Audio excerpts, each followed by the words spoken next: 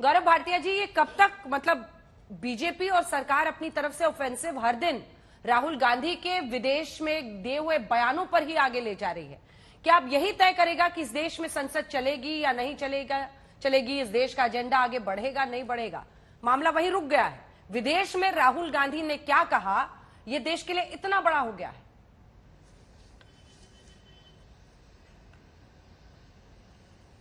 अंजना जी, ये केवल सोच का फर्क है।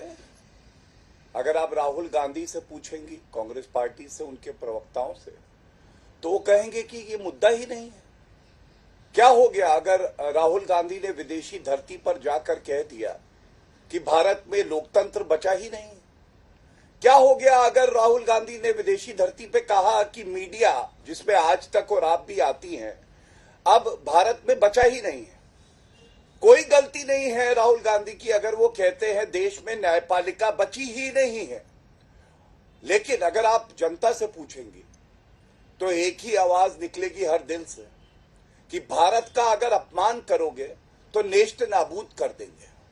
और अंजना जी, संसद लोकतंत्र का मंदिर है, और अगर संसद और लोगों का और भारत के लोकतंत्र का अपमान होगा तो संसद में जो जनता की आवाज है उसकी गूंज जरूर सुनाई देगी।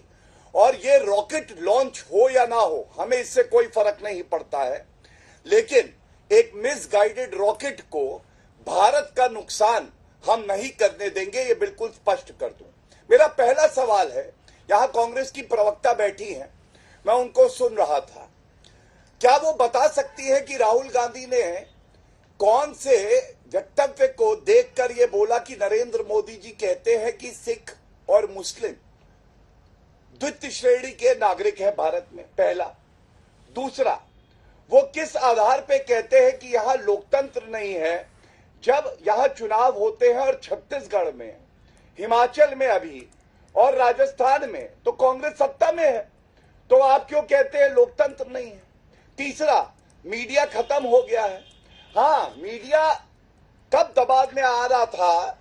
जब इंदिरा गांधी ने आपातकाल लगाया था, और ये तस्वीर मैं लेके आया हूं, एक प्रतिष्ठित अखबार ने कहा कि हम पे दबाव ना बनाओ, और अपने एडिटोरियल में केवल एक सफेद पन्ना, ये देखिएगा, सारे दर्शकों को देखना चाहिए, आपातकाल में जब इंदिरा गांधी जो कांग्रेस पार्टी से थी, उन्होंने आपातकाल लगाया तो एडिटोरियल में सफेद पन्ना आया कि हम पे दबाव मत बनाओ। नरेंद्र मोदी जी वो हैं जो देश के लोकतंत्र को मजबूत कर रहे हैं। पूरे विश्व में भारत का डंका आज बज रहा है, और इसी बात का राहुल गांधी को दर्द है। सुप्रिया श्रीने जी, उनकी बातों का जवाब दीजिए। देखिए, राहुल गांधी ने वहां जाकर ये कहा कि देश में मुस्लिम्स को और सिखों मुस्लिमों को दूसरे दर्जे का, आखिर कहां पर प्रधानमंत्री ने ये कहा है? और दूसरे जो अन्य बहुत सारे सवाल हैं उनको लेकर, क्योंकि अब मामला अटका हुआ है वहीं पर पार्लियामेंट का। मैं दो बातें सबसे पहले कहना चाहती हूं और उसके बाद आपके डायरेक्ट सवाल का जवाब दूंगी। सबसे पहली बात, भारत का संसद नहीं चल रहा है। आज इस देश को जानने की जरूरत है क्यों नहीं चल रहा है। दिखाइए विजुअल्स लोकसभा के और दिखाइए विजुअल्स राज्यसभा के।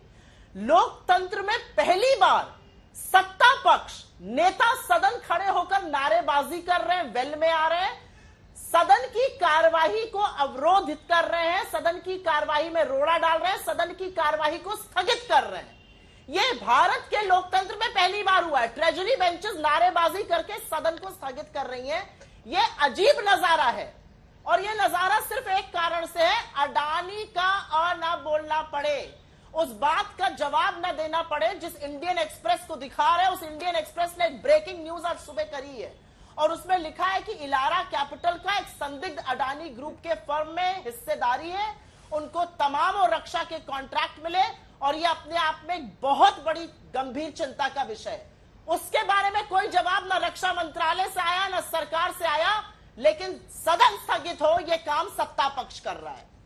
आपने मुझसे एक सवाल पूछा, यह फोटो है आज की, और यह फोटो है विजय चौक की।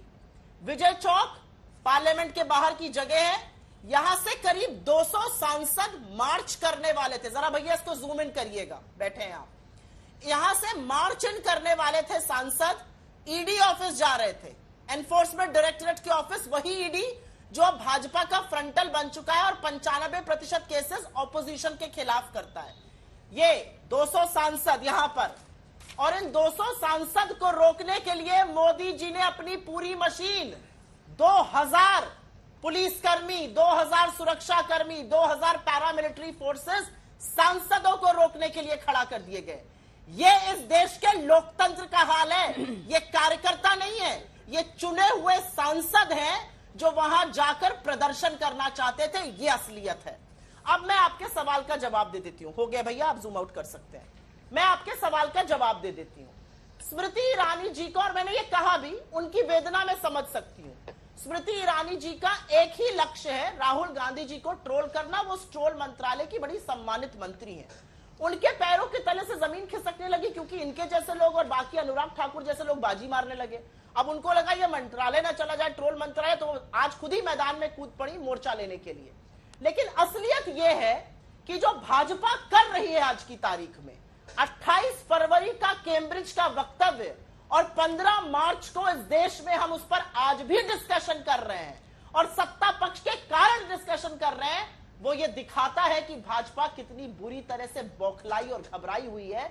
क्योंकि उनको समझ में आ गया कि उनकी इस नफरत की लंका में आग तो लग चुकी है, उनकी इस नफरत की लंका को ध्वस्त किया जाएगा मोहब्बत से। उनको यह भी समझ में आ गया है कि जो हजारों करोड़ रुपए का पैसा, लागत, कुछ मीडिया के अधिकांश अंग उन्होंने लगाए राहुल गांधी की छवि को धूमिल करने में, वो पैसा तो पानी की तरह बह गया, वो पैसा तो नाले में जाकर गिर गया। क्योंकि राहुल गांधी की तो छवि बड़ी जबरदस्त उभर गई। अगर ऐसा ना होता तो 15 दिन बाद कैम्ब्रिज के लेक्चर के सरकार खुद सदन को स्थगित न करा रही होती और हम और आप बैठकर यहां पे डिस्कशन न कर रहे होते। हम महंगाई पे चर्चा कर रहे होते, बेरोजगारी पे कर रहे होते, आर्थिक असमानता पे कर रहे होते, चीन पे कर रहे होते, अडानी पे कर रहे होते। चर्चा राहुल गांधी पर, और फिर आप कहते हैं राहुल गांधी को कौन सीरियसली लेता है। डिसाइड कर लीजिए, सीरियसली तो इतना लेते हैं कि जब वो एक शब्द बोल देते हैं तो सरकार के 7 या 8 लोग जिनका अस्तित्व ही राहुल गांधी को ट्रोल करने से कूद के मैदान में आ जाते। अगर ऐसा ना होता तो स्मृति जी घबराती नहीं अपना ट्रोल मंत्रालय गंवाने के चक्कर में। आपने लेकिन मेरे प्रश्न का जवाब ही नहीं दिया। राहुल गांधी ने कहां पर पीएम को यह बोलते हुए सुना कि मुस्लिम्स और सिख्स इस देश में सेकंड क्लास सिटीजन्स हैं? बिल्कुल बिल्कुल, मैं इसका जवाब दे देती हूं। एक बड़ी विभत्स घटना हुई, चाहे वो किसी भी धर्म के साथ हुई होती, चाहे वो कोई भी धार्मिक लोग होते। सरकार चुप क्यों रहती है? सरकार तभी क्यों बोलती है जब अंकिता का कातिल शाहरुख होता है? सरकार तब क्यों नहीं बोलती जब अंकिता का कातिल उनके एमएलए का लड़का होता है? सरकार तब क्यों नहीं हरकत में आती जब किसी भी समुदाय की लड़की के साथ हनन होता है? लेकिन तभी हरकत में आती है जब शाहरुख नाम का एक दरिंदा होता है। शाहरुख नाम के दरिंदे को फांसी होनी चाहिए, लेकिन जो एमएलए साहब के उत्तराखंड में लड़के थे उनके साथ क्या होना चाहिए? स्मृति ईरानी जी बहुत बोल रही है, ये स्मृति ईरानी जी का फोटो है। 400 रुपए का गैस सिलेंडर था तो स्मृति ईरानी जी सड़कों पे उतर के प्रदर्शन करती थी। गौरव भाटिया जी जवाब दीजिए। 50 रुपए बढ़ाने वाली आप लोग और आपकी सरकार के तमाम मंत्री, ठीक है ठीक है।